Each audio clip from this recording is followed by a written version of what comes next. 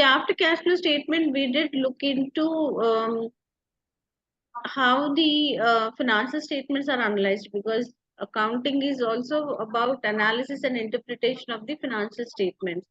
Not only about recording, classifying, summarizing monetary transactions, but also to analyze them. There are many tools that are available. Among these tools, one tool is ratio analysis. With the help of ratios, calculated ratios, the financial position, the profitability position of the company can be understood. The ratios are classified into different categories. Okay, different authors present it in different ways, but broadly speaking, um, it would be possible to understand profitability position, profitability ratios, the position of the company in the short run. We call it as liquidity ratios. Then, as we talk about short run, we should also be looking into long run. So long term ratios or solvency ratios, or what we also call it as capital structure. These ratios have to be calculated. Then another important thing is how efficient the business is. What is the activity level? See, what are the ratios that are to be calculated to see whether it is active efficient. So activity will reflect if they are able to sell goods. So activity ratios also are called as investment made converted into sales. So that will talk about their efficiency.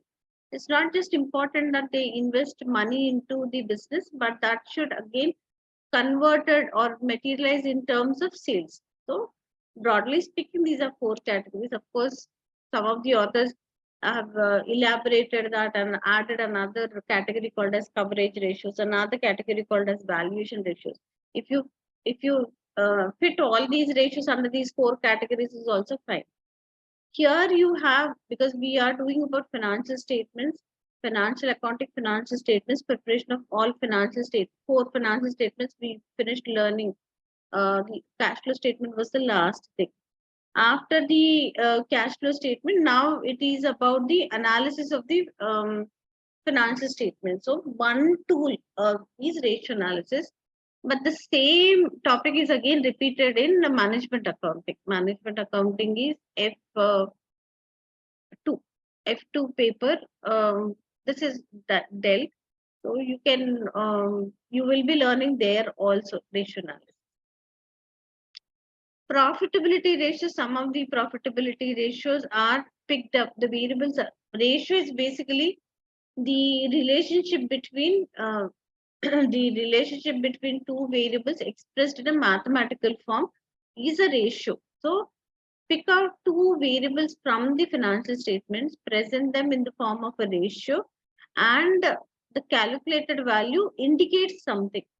So we first need to know about what are the possible ratios that would be calculated.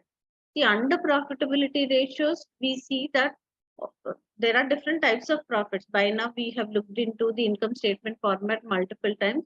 There is this gross profit, operating profit, net profit. So these profits would be compared with what is sales. Sales is 100%. So profit percentage is what percentage?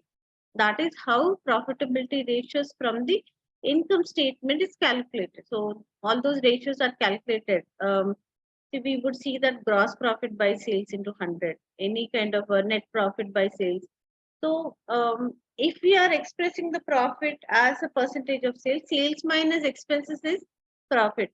So find out as well about what is the percentage of cost that is incurred, or percentage of expenses that is incurred as compared to sales. So that gives an idea about if they sold 100% of sales, profit percentage is what at each stage. At gross profit level, what's the percentage of profit after meeting the operating expenses, operating profit, what's the profit percentage? So there would be an idea about at what stage the costs were high, the profit was better, or why did they end up making very good profit or very bad profit. So analysis would be very clear to understand. Ma'am, here only number of issued shares only matter, or the price of the shares means? the issued share or There are different, there are different ratios which are calculated. Then profitability ratios from the balance sheet. One variable is profit, another variable is taken from the balance sheet. It could be total assets. One thing is the profit percentage as compared to the investment in total assets. We have ratios like ROI, ROA, ROE. So profit, and compare it with the investment made into total assets or the total investment amount assets or the total capital employed. The one which is seen here on the screen is earnings per share. Earnings, what amount of earnings are available. See, when we talk about these earnings per share, anything related to per share, it always relates to ordinary equity shares. Okay. Total profit that is available to them divided by the number of shares, how much profit is available per share, earnings per share. So suppose an investor has invested some $10. As against that, that current year, how much profit was, total profit was available. If it is attributed to per share, how much profit is available. So $10 is the investment made. Maybe he gets an dividend or earnings. All that is earned may not be distributed, but how much earnings were made by the company. So we have the total earnings available to the ordinary equity shareholders divided by the number of shares, earnings per share. Okay.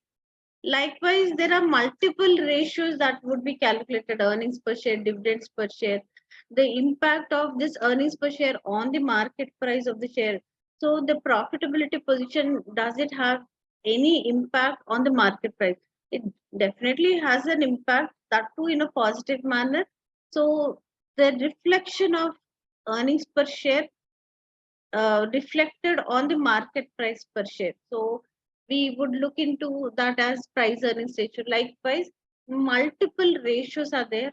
Around about 40 ratios would be there, which can be calculated to understand different aspects of the business. So that is about ratio. That is about the profitability ratios, the first part of it. Pick up variables from only the income statement, profitability ratios from the income statement. Pick up ratios from variables from income statement and balance sheet, that is balance sheet profitability ratios. Talk about the next category as liquidity ratios. What is the position of the business in the short run, immediate short run? Is it sound in terms of making the payments to its creditors? The liabilities, are they in a position to pay the liabilities? Yeah, is the company efficient to pay off its debts within such an amount? So if they have sufficient cash reserves to make the payment to the short-term liabilities, it is sound. Otherwise, if they are not able to make the payment, then the reputation gets affected. The message would be that they are not even able to meet their short-term liabilities. So then the reputation of the business gets affected, the relationship with stakeholders gets affected, multiple aspects. So it can result in a negative scenario. So cash should be available, but then cash is not always kept idle. If it is kept idle, it does not give any returns. And moreover, cash has to be invested into the activities, buying of raw material, conversion into finished goods, selling of these. So there is an activity which goes on. So now when cash kept idle does not give any returns, is always invested into something or the other. But they should be invested in such a way that there are few assets which get converted into cash easily in a period of 1 year or operating cycle, whichever is longer. Get it converted into cash. With the cash, discharge the current liabilities. So there are ratios which talk about how sound the business is in the short run. So current ratio is the relationship between current assets and current liabilities. Okay, easy to convert it into cash, immediate to discharge that. So they should have double the amount of current assets as against the current liabilities. That is considered to be as an ideal ratio. Then among the current assets, we see that inventories is not easy to be converted into cash. It takes a longer period for inventory to be converted into cash. Inventory and one more item called as prepaid expenses. Prepaid expenses are not uh, um, they do not get converted into cash. Eliminating these two items, all the other current assets are quick assets. Very quickly they can be converted into cash. So if these can be converted into cash, and if these things can be used to meet the current liabilities, and 1:1 considered as an ideal ratio, we can understand that the business is sound in the short run. Then we talk about the activity ratios, efficiency ratios. Anything which is invested into any variable into which the investment amount goes, that should result in increase in the source of revenue. So for that, multiple turnover ratios are calculated. We talk about them as turnover ratio. In general, turnover, very general meaning of turnover is sales. Okay, it should result in increase in the activity, but it is not always taken to be as sales. Sometimes it is credit sales, sometimes it is um, cost of goods sold, but in all other contexts, it is sales. So, in fact, actually, this ratio, it is basically first we need to calculate what is receivables turnover ratio. Receivables turnover ratio. What are receivables, credit sales made to the customers?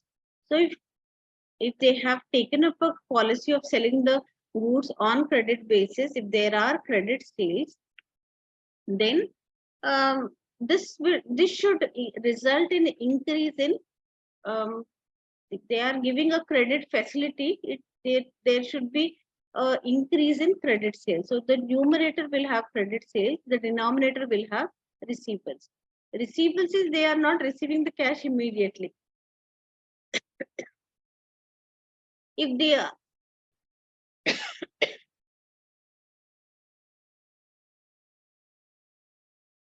if they are taking up this decision or policy of selling the goods on credit basis, definitely there should be, whatever is the spelling, there should be an increase in the credit sales. First, to find out what is the whatever is the uh, receivables turnover ratio. In connection to receivables turnover ratio, there is a period which is calculated which says that though they are selling it on credit basis, they should not give lot of time period to for the customers to make the payment. As quickly as possible, they have to collect it. Okay. The strategy is to increase the credit sales, therefore credit facility is given, but do not give too much of credit period extended to the customers in terms of making the payment. So out of 365 days, what is receivables turnover ratio? So receivables turnover ratio, receivables by revenue, the formula of collection period, I will write it here. If we talk about average collection period, this goes as 365 by receivables turnover ratio. So the denominator fraction, whatever is there, it is reversed and made it into a product. You know that logic, no? So this is receivables turnover ratio.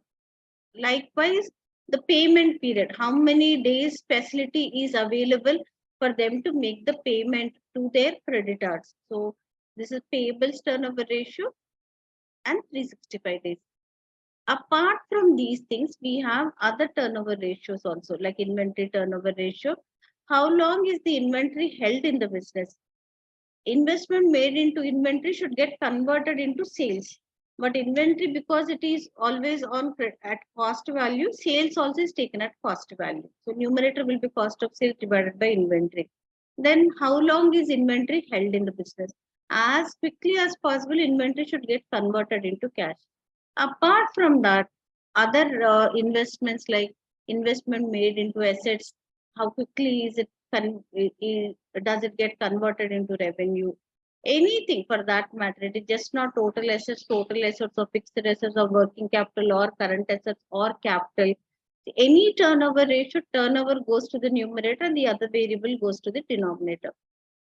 It only indicates that whether they are very good in terms of converting all their investments into turnover.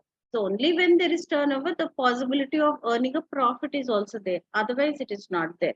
So it should show its efficiency by generating more amount of revenue or turnover. Okay, so that is how we understand the concept of turnover ratios. Then we have the concept of whether the business is doing well in the long run as well, along apart from the short run, long term. So long term position, when we are talking about, see, we talk about what are the different types of capital. The different types of capital are, anyway, the current liabilities are there, which is a source to ensure that the operating activities are carried on smoothly. Apart from that, in the long run, we have the long term liabilities, also called as debt, and the equity. See, each of them have these attributes. Long-term liability is also called as debt. So I will write it here this side. We have two types of capital, equity and debt. The attributes are debt in terms of cost. Debt is a cheaper form of capital. Cost is low, but equity is a costlier form of capital. In terms of risk, if we talk about, debt has more amount of risk and equity has less amount of risk. So ideally speaking, the proportion of debt and equity, the non-current liabilities is debt, this is debt, okay, divided by the, here gearing ratio is the total capital, this is the total capital. Altogether the total capital, in that what is the portion of long-term liabilities, or we can only talk about debt by equity, debt, the proportion of debt and equity, this is the percentage of debt in the total long-term liabilities. Similarly, the percentage of equity in the total capital that is employed. Likewise, multiple ratios can be calculated. Now, by calculating this, see, because the risk is more in terms of debt capital, higher portion of debt which is raised and employed increases the risk of the business, increases the risk of the business, but at the same time, it is a cheaper form of capital. So there is a advantage also which is there. If the cost of on debt is low, profit is better, high risk, high return, that way. So ideally speaking, equal proportion, the long term liability should be employed. Now these are the set of 4 categories of ratios. Under this, there are other ratios like coverage ratios are calculated. What are coverage ratios is the EBIT. I will just put you to the income statement format. Multiple times we did look into that. We'll just see that one. The amount of profit that is available is to all investors is EBIT. We see that this is EBIT here. Now, is this EBIT sufficient enough to cover the interest expenses? Interest is an obligation which has to be met. So EBIT, is it sufficient enough to cover that? It's just not about sufficient, but it should be multiple times more than the interest amount, because beyond interest also there are other things that have to be met.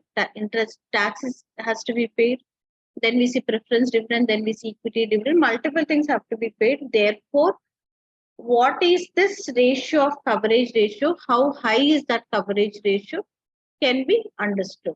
Okay, so in fact, actually in detail, when we sit down to write all these ratios, around about 40 ratios would be, every intricate area of the financial statement is explored, and we understand the position of the business in terms of profitability, long-term position, short-term position, efficiency, coverage, the impact of these ratios on the market value of the shares, etc. Okay, it is only because this is the financial accounting part of it, because the definition also talks about not only recording, classifying, summarizing, but also analyzing.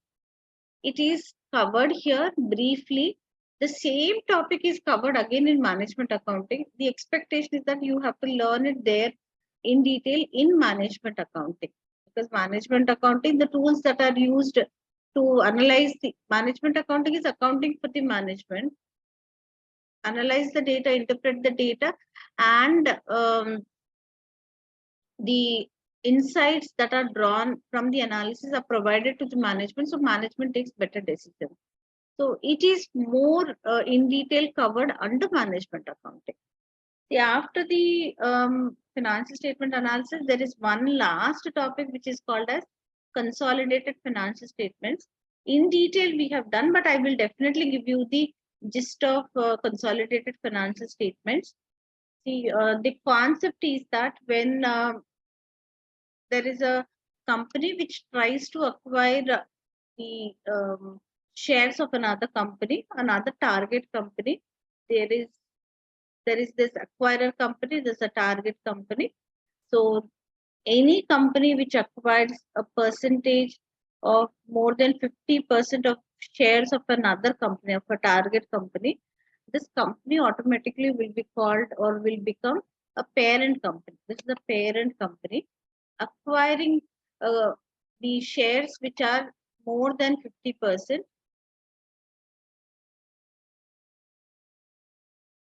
It becomes a parent company, and whose shares the company has acquired will be called as a subsidiary company. So it is now, when such a relationship is there between a parent and subsidiary, it is mandatory that the parent company, though individually each of them they prepare their financial statements for disclosure, at the time of reporting, it is mandatory that the parent company has to consolidate the financial statement and then disclose. So consolidation, how does it happen? Step by step, there are multiple steps that are given. We need to look into that. Yesterday, the whole class, it was about explanation of these points only. So we were looking into that. So if you run through that video of yesterday's class, you will be able to understand. First step is understand what's the structure of the the investment made. Now, why is it important that consolidation should take place? Because by acquiring the shares of another company, the acquirer also will have the voting rights. With the ordinary equity shares, they have voting rights proportional to the amount of investment they make, or the amount of shares they own. With the voting rights, they can participate in decision making. So when they have a say in decision making, a majority of their votes will talk about what should be the decision. Automatically, they have the controlling stake. When they have that controlling stake, then they are running the company, or they are deciding about what should happen in the subsidiary company. Therefore, the parent company now has to consolidate the subsidiaries' financial statements also along with their financial statements and disclose them. What are the steps? These first, we talk about the proportion of capital which is invested. What is the equity? Net assets means liabilities, total assets minus liabilities, which is nothing but equity. What is the equity of the subsidiary? There is a way in which goodwill is calculated. If they have ended up spending more value for those shares, then what is the value prevailing in the market? They have paid excess amount to acquire these shares. In that case, the difference between the price which they have spent on acquiring the shares versus the market value of the shares, the difference is goodwill. So calculation of goodwill should be taken up. There is a concept of non-controlling interest, because they have acquired only a majority of shares. Minority of shares, even if it is, let's say, if they have 90%, 80% of shares, also still one small portion is still lying with some other shareholders. Therefore, those things, for the subsidiary, from subsidiary's point of view, it is an equity. But because it is now consolidated for the parent company, it is not equity because those investors have not directly invested, they have invested in the subsidiary. So that is not an equity for the parent company, but this item of non-controlling interest would be written separately in the consolidated balance sheet. Then what do we do with the group retained earnings? So retained earnings which were earned before acquisition, after acquisition. So before acquisition, they would not have that share in that. Retained earnings earned before the acquisition, but after the acquisition, proportionally it belongs to them. So how do we account for the group retained earnings? What hold they would have on that? And that part of it is discussed here. And then that is how the consolidation takes place. If they have any investment less than 50% but more than 20%, we call that we have um, having significant influence in another entity. That would be called as an associate or a joint venture. So what do we do with that one? So they would have a significant influence if they have investment between 20% to 50%. Okay. They are also expected to consolidate their investment. I mean, it is an investment in another company. So in the financial statement of financial position, investment in associate with non-current assets. So it has to be present. This is the group share of the associates net assets at the statement of financial data. So any group reserves proportionately it belongs to them because they have a significant influence. They have an investment worth anything between 20% to 50%. So that has to happen. Of course, lot of time was spent item by item, page by page. We did discuss yesterday. If I do it once again, it is a repetition because that recording is anyway available. I suggest you follow that in detail. But I did give you the gist. This is the gist about what is the concept of consolidated financial statement. Who's expected to consolidate? The parent company is expected to consolidate it. When will a company be called a parent company? When they have shares in another company, which is more than 50%. More than 50% of the shares of another company, if any company acquires, automatically that company becomes a parent company. Then it is mandatory for the parent company to present or report their financial statements in a consolidated manner. Okay, that's the syllabus. So we've discussed that till yesterday, and that's it. Someone else joined. Akansha joined, I think.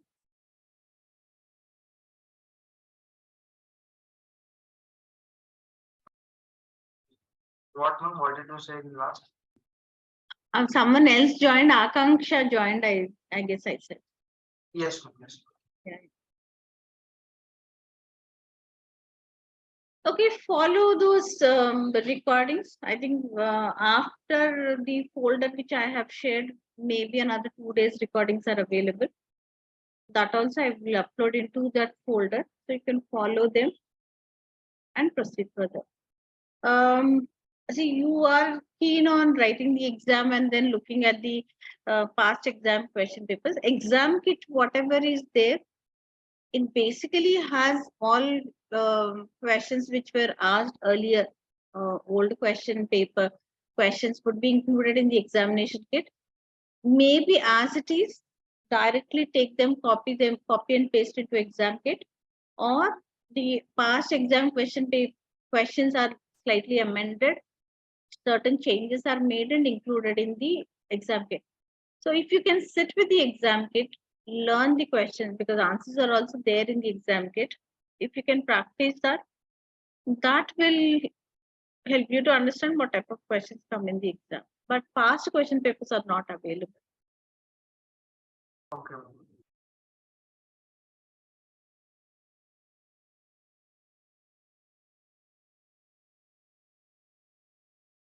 Okay. I did share my number with you. You all have my number. You can always even after this session also anytime little later also anything you can always post a message in WhatsApp and then you can see how things can be Sure. I will clarify if you have any doubts, and even after a while also just post the message stating from which college you are. That is sufficient. And then any doubt also, you can always get in touch with each other. Okay, ma'am. Thank you. Akanksha, Yes, ma'am. anything specific you want to look No, at? ma'am. Nothing specific. Okay. Then in that